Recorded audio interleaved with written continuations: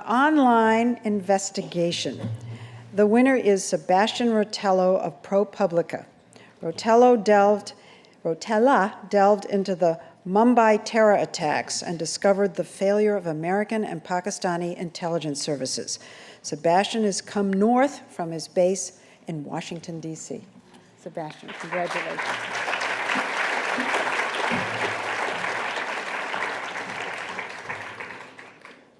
Thank you. This award is very special to me. It's the first award I've won since I started working at ProPublica last year after many years as a foreign correspondent. I'm very excited to be part of ProPublica, an organization full of talent, energy, and idealism.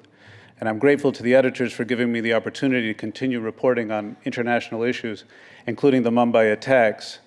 At first glance, this was my first project and was perhaps a strange choice. 166 people died in the Mumbai attacks, but it had happened a year before. It had happened halfway around the world, and the world seemingly knew a lot about the Mumbai attacks.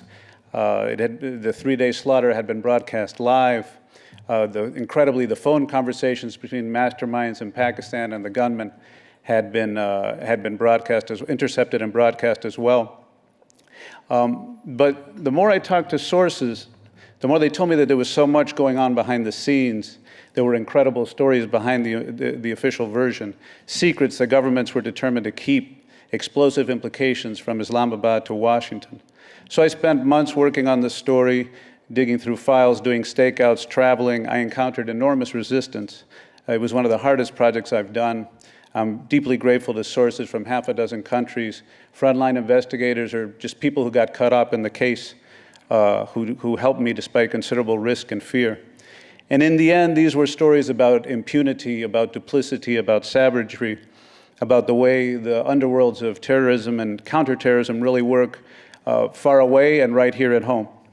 I'd like to dedicate this award to the victims of the Mumbai attacks in hopes that the masterminds will be brought to justice one day. I'd like to thank my editors at ProPublica, especially Susan White. I'd really like to thank also the editors of the Washington Post who gave these stories a lot of space and prominence. And finally, I'd like to thank my wife, Carmen, for her unfailing good cheer and patience with my absences and obsessions. Thank you very much.